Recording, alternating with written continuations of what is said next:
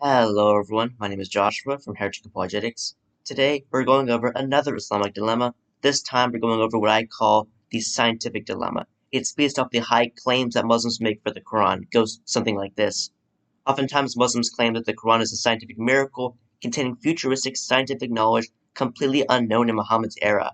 But when you show them scientific errors in the Quran, they often metaphoricalize or say these statements are not literal. But you can't both have your cake and eat it.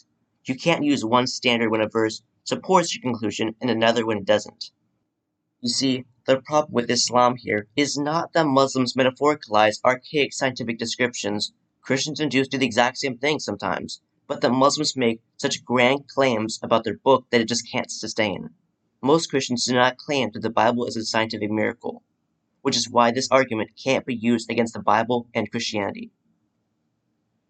Now, let's get into the evidence for this dilemma. Surah 16, verse 66 says, "And there is certainly a lesson for you in cattle. We give you to drink of what is in their bellies, from between digested food and blood, pure milk, pleasant to drink." This verse says that milk is in the belly of cows and from between fecal matter and blood, both of which are obviously wrong. Many Muslims try to say that the word for belly here, batn, just is a general term that includes the udder, where milk actually comes from. However, batn just means belly, and there is a separate word for udder in Arabic, so it wasn't like people didn't have a separate concept of udder in that time. This exemplifies the language shenanigans Muslims try to play when you bring up scientific errors in the Quran. They take some key words in that verse, redefine them in a very strange way that only Muslims know, which coincidentally fits with the non-literal interpretation Muslims want for these texts.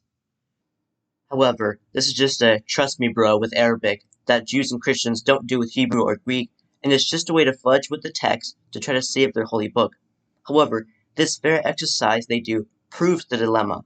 Muslims have to use a double standard when it comes to verses which seem like scientific miracles and verses which seem like scientific blunders. They have to metaphoricalize or generalize certain words or phrases, because the Quran being a scientific miracle does not hold up to scrutiny. Thus, Muslims are left with two choices. One, admit that the Quran is not a scientific miracle, that it uses certain archaic phrases and ideas. This is, in my opinion, the more salvageable position for Islam, although the Quran goes farther than just archaic phrases and more into the territory of just scientific blunders. The second option is try to still hold on to the idea that the Quran is a scientific miracle, despite the fact that this is false and a double standard. Surah 23, verse 12 to 14 reads, "And indeed, we created mankind from an extract of clay, then placed each human as a sperm drop in a secure place. Then we developed the drop into a clinging clot, then developed the clot into a lump of flesh, then developed the lump into bones, then clothed the bones with flesh, then we brought it into being as a new creation." While Muslims often pride themselves on the Quran's description of embryology, this scientific miracle falls flat in its face. Without getting into the debate on the meaning of the Arabic words translated as sperm drop, clinging clot, and lump, there is an error on the stages of development. Fetal bones are not clothed with flesh. There is never a time in fetal development where there are bones but not flesh. Remember, in the earliest stages of fetal development, there is just soft tissue, then cartilage, which really isn't bone but its precursor, which is formed from the soft tissue. Even if you try and say that muscles attach to the bone cartilage, muscles are not the only type of flesh. There is also skin, and there is not a time in fetal development where there is bones but no skin.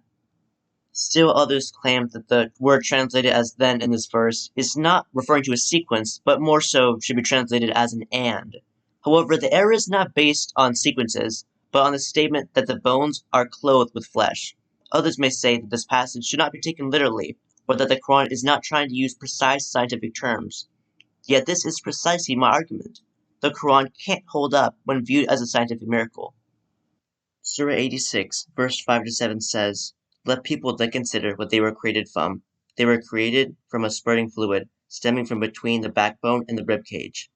This passage says that semen, the substance from which we were created, stems from between the backbone and the rib cage, which is patently wrong. Semen comes from the testicles. Now, some Muslims may say that the process of producing semen is sustained by arteries originating between the backbone and the rib cage, or that the certain Arabic words would include the testicles.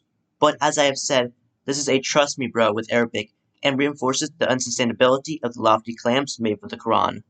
I hope you have enjoyed this video, and that if you disagree with anything I've said, please explain your reason why in the comments below. I hope we can have some fruitful and enlightening discussion. This is Heretic Apologetics. God love you all.